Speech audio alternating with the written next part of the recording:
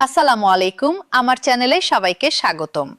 আপনি যদি একজন সরকারি চাকরিজীবী হন অথবা আপনার পরিবারে কেউ সরকারি চাকরি করেন, তাহলে আজকের এই ভিডিওটা আপনার জন্য অত্যন্ত গুরুত্বপূর্ণ।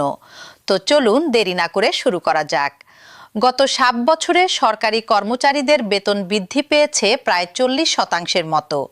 কিন্তু এই একই সময়ে বাজারে দ্রব্যমূল্য বৃদ্ধি পেয়েছে প্রায় শতভাগ, অর্থাৎ দ্বিগুণেরও বেশি। ফলে প্রকৃত আয় বা বাস্তব ক্রয় ক্ষমতার হিসাবে সরকারি কর্মচারীরা এক ধরনের চাপে পড়ে গিয়েছিলেন। এই পরিস্থিতিতে বেতন কাঠামোর মধ্যে থাকা বৈষম্য দূর করা এবং জীবনযাত্রার ব্যয় সমন্বয় করার লক্ষ্যে নতুন একটি পে কমিশন গঠন করা হয়। সাবেক অর্থ সচিব জাকির আহমেদ খানের নেতৃত্বে গঠিত এই নবম জাতীয় বেতন কমিশন দীর্ঘদিন কাজ করার পর তাদের চূড়ান্ত প্রতিবেদন সরকারের কাছে জমা দেয়। এরপর সরকারের উচ্চ পর্যায়ে এই প্রতিবেদন নিয়ে বিস্তারিত পর্যালোচনা চলে। একটি 10 সদস্যের বিশেষ কমিটি প্রস্তাবগুলো যাচাই বাছাই করে এবং সচিব কমিটির একটি গুরুত্বপূর্ণ বৈঠকে এ সংক্রান্ত 5টি সিদ্ধান্ত অনুমোদিত হয়। অবশেষে 2026 থেকে 27 অর্থবছরের বাজেট উপস্থাপনের সময় সংসদে অর্থমন্ত্রী ঘোষণা দেন যে আগামী 1 জুলাই থেকে ধাপে ধাপে নবম জাতীয় পে স্কেল বাস্তবায়ন করা হবে। বাজেট বক্তৃতায় তিনি স্পষ্ট করে বলেন যে সরকারি কর্মচারীরা প্রায় 11 বছর ধরে একই বেতন কাঠামোতে আছেন এবং মূল্যস্ফীতিজনিত কারণে জীবনযাত্রার ব্যয় অনেক বেড়ে যাওয়ায় এই নতুন পে স্কেল বাস্তবায়ন প্রয়োজন হয়ে পড়েছে। তবে একটা বিষয় খেয়াল রাখা জরুরি, বাজেট বক্তৃতায় এই খাতে ঠিক কত টাকা অতিরিক্ত বরাদ্দ রাখা হয়েছে তার নির্দিষ্ট কোনো তথ্য উল্লেখ করা হয়নি। ফলে বাস্তবায়নের সম্পূর্ণ আর্থিক কাঠামো ও ধাপভিত্তিক কার্যক্রম নিয়ে এখনও বিস্তারিত সরকারি গ্যাজেট বা প্রজ্ঞাপনের অপেক্ষায় আছেন কর্মচারীরা। নতুন পে স্কেলে ঠিক কি কি পরিবর্তন প্রস্তাব করা হয়েছে? প্রথমত, সর্বনিম্ন মূল বেতন বৃদ্ধি। বর্তমানে সর্বনিম্ন মূল বেতন 8,250 টাকা। কমিশনের প্রস্তাব অনুযায়ী এটি বাড়িয়ে 20,000 টাকা করার সুপারিশ করা হয়েছে।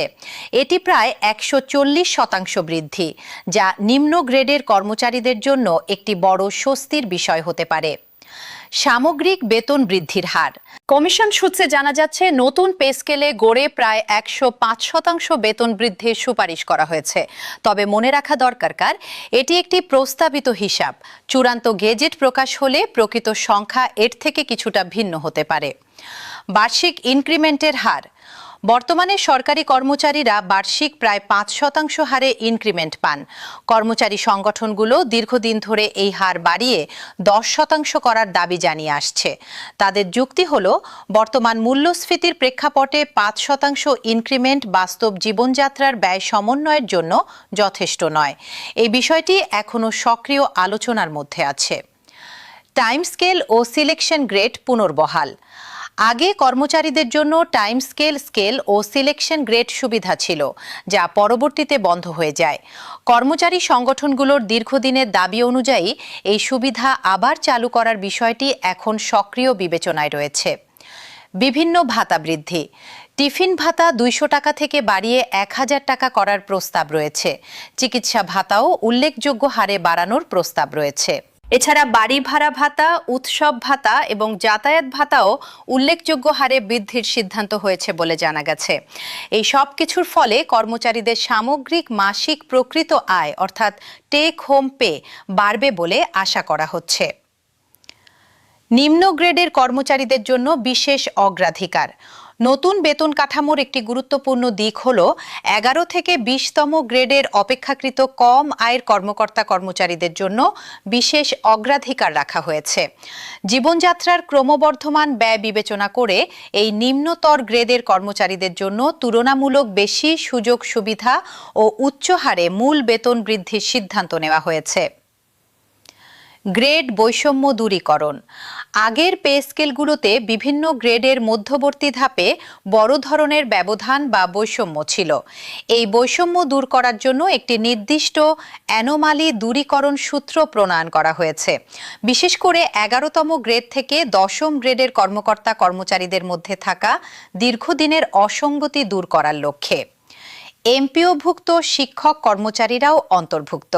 নতুন জাতীয় বেতন কাঠামোয় এমপিওভুক্ত শিক্ষক ও কর্মচারীরাও অন্তর্ভুক্ত থাকছেন, যা নিয়ে আগে কিছুটা সংশয় ছিল। এখন প্রশ্ন হলো, নতুন পে স্কেল কার্যকর হলে একজন কর্মচারীর বেতন ঠিক কিভাবে নির্ধারণ করা হবে? সহজ ভাষায় বলতে গেলে, যখন একজন সরকারি কর্মচারীর বেতনে কোনো পরিবর্তন আসে, তখন নতুন নিয়ম বা স্কেল অনুসারে তার বর্তমান মূল বেতন এবং নতুন স্কেলে প্রাপ্য বেতন নির্ধারণ করার প্রক্রিয়াকেই বলা হয় বেতন ফিক্সেশন। সাধারণত নিচের পরিস্থিতিতে বেতন ফিক্সেশন করতে হয়: 1. নতুন জাতীয় বেতন স্কেল কার্যকর হলে। 2. পদোন্নতি পেলে। 3. নতুন চাকরিতে যোগদান করলে। 4. গ্রেড পরিবর্তন বা বেতন কাঠামোয় পরিবর্তন এলে। তবে একটা গুরুত্বপূর্ণ বিষয় হলো, নিয়মিত বার্ষিক ইনক্রিমেন্টের জন্য আলাদা কোনো ফিক্সেশনের প্রয়োজন হয় না। প্রতি বছর 1 জুলাই এটি স্বয়ংক্রিয়ভাবে কার্যকর হয়। কিন্তু নতুন পে স্কেল কার্যকর হলে সেক্ষেত্রে বিশেষ ফিক্সেশন প্রক্রিয়া অনুসরণ করতে হবে। বেতন ফিক্সেশনের ক্ষেত্রে সাধারণত দুটি পদ্ধতির কথা আলোচনা এসেছে। একটি হলো পার্থক্য যোগ পদ্ধতি এবং আরেকটি হলো ইনক্রিমেন্ট ফ্যাক্টর পদ্ধতি। দুটি পদ্ধতিতেই মূল বেতন বৃদ্ধির ক্ষেত্রে সামান্য পার্থক্য তৈরি হতে পারে এবং যে ক্ষেত্রে গণনাকৃত অঙ্ক স্কেল টেবিলের কোনো নির্দিষ্ট ধাপে না মেলে, সেক্ষেত্রে নিকটতম উচ্চতর ধাপে বেতন নির্ধারণের নিয়ম অনুসরণ করা হয়। বর্তমানে সরকারি কর্মচারীদের বেতন ব্যবস্থাপনা IBAS++ সিস্টেমের মাধ্যমে পরিচালিত হচ্ছে। নতুন পে স্কেল, পদোন্নতি, নতুন নিয়োগ বা অন্য যে কোনো বেতন সংক্রান্ত পরিবর্তনের ক্ষেত্রে সংশ্লিষ্ট দপ্তরকে এই সিস্টেমের ফিক্সেশন মডিউলে প্রয়োজনীয় তথ্য হালনাগাদ করতে হয়। এর ফলে নতুন স্কেল কার্যকর হওয়ার সাথে সাথেই স্বয়ংক্রিয়ভাবে অনলাইন সিস্টেমে বেতন বিবরণী হালনাগাদ হয়ে যাওয়ার কথা। একটা উদাহরণ দিয়ে বোঝানো যাক। ধরুন, ষোড়শ গ্রেডের একজন কর্মচারীর বর্তমান মূল বেতন 10,260 টাকা। বিশ্লেষকদের হিসাব অনুযায়ী নতুন পে স্কেলে তার নতুন মূল বেতন হতে পারে প্রায় 21,900 টাকার কাছাকাছি। তবে এটি একটি সম্ভাব্য হিসাব মাত্র। চূড়ান্ত গেজেট প্রকাশিত হলে প্রকৃত সংখ্যা নিশ্চিত হবে। এখন একটু আলোচনা করা যাক এই নতুন পে স্কেল নিয়ে কর্মচারীদের প্রতিক্রিয়া কেমন। বাংলাদেশ সরকারি কর্মকর্তা কর্মচারী কল্যাণ সমিতি এবং 11 থেকে 20 গ্রেড সরকারি চাকুরিজীবী ফোরাম, এই দুটি সংগঠন তাদের অধিকার আদায়ে সক্রিয় আছে। তাদের প্রধান দাবিগুলোর মধ্যে রয়েছে অবিলম্বে নবম পে স্কেল ঘোষণা ও গেজেট প্রকাশ, অন্তর্বর্তীকালীন ব্যবস্থা হিসেবে 50% মহার্ঘ ভাতা প্রদান, টাইম স্কেল ও সিলেকশন গ্রেড পুনর্বহাল, পেনশন গ্র্যাচুইটির হার 1:500 টাকা নির্ধারণ এবং শতভাগ পেনশন সুবিধা নিশ্চিত করা। তবে সবাই যে এই প্রস্তাবিত কাঠামোতে সন্তুষ্ট তা কিন্তু নয়। কিছু মহল থেকে এই খসড়া প্রস্তাব নিয়ে তীব্র ক্ষোভ ও অসন্তোষের কথাও শোনা গেছে। তাদের মূল যুক্তি হলো, শুধু বেতন বাড়ানো নয়, বরং বেতন কাঠামোর মধ্যে থাকা প্রাতিষ্ঠানিক বৈষম্য দূর করাই ছিল মূল দাবি। যেমন গ্রেড সংখ্যা 20 থেকে কমিয়ে আনার এবং উচ্চ ও নিম্ন ধাপের মধ্যে বেতনের অনুপাত কমানোর দাবি ছিল। কিন্তু গ্রেড সংখ্যা যদি 20তেই থেকে যায়, তাহলে মূল কাঠামোগত সমস্যা সেভাবে সমাধান নাও হতে পারে বলে সমালোচকদের অভিমত। অন্যদিকে সরকারের পক্ষ থেকে বলা হচ্ছে যে নতুন কাঠামোতে নিম্ন ও মধ্যম গ্রেডের কর্মচারীদের জন্য অপেক্ষাকৃত বেশি সুবিধা রাখা হয়েছে, যাতে বৈষম্য কমিয়ে আনা যায়। তবে চূড়ান্ত গেজেট প্রকাশিত না হওয়া পর্যন্ত এই বিতর্ক চলতেই থাকবে বলে মনে হচ্ছে। এটাও উল্লেখযোগ্য যে PRL-এ পোস্ট রিটায়ারমেন্ট লিভ থাকা কর্মচারীদের আনুতোষিক কোনো স্কেলে নির্ধারণ হবে সে বিষয়েও এখনও অনিশ্চয়তা রয়েছে এবং গেজেট প্রকাশ না হওয়া পর্যন্ত এই বিষয়গুলো স্পষ্ট হবে না। তাহলে একজন সরকারি কর্মচারী হিসেবে আপনার এখন কি করা উচিত? প্রথমত, অপেক্ষা করুন আনুষ্ঠানিক গেজেটের জন্য। এখন পর্যন্ত যা কিছু বলা হয়েছে তার বেশিরভাগই প্রস্তাব বা সম্ভাব্য তথ্য। চূড়ান্ত ও নির্ভরযোগ্য তথ্যের জন্য সরকারি গেজেট বা প্রজ্ঞাপন প্রকাশের অপেক্ষা করাই সবচেয়ে নিরাপদ। নিজের গ্রেড ও বর্তমান বেতন কাঠামো সম্পর্কে স্পষ্ট ধারণা রাখুন। গেজেট প্রকাশ হওয়ার পর ফিক্সেশনের সময় আপনার নিজের বর্তমান মূল বেতন, গ্রেড এবং চাকরির মেয়াদ সঠিকভাবে জানা থাকলে হিসাব করা সহজ হবে। আইবিএস প্লাস প্লাস সিস্টেমে নিয়মিত নজর রাখুন। নতুন স্কেল কার্যকর হলে এই সিস্টেমের মাধ্যমেই আপনার বেতন হালনাগাদ হবে, তাই নিয়মিত এখানে চেক করা ভালো অভ্যাস হবে। গুজবে কান দেবেন না।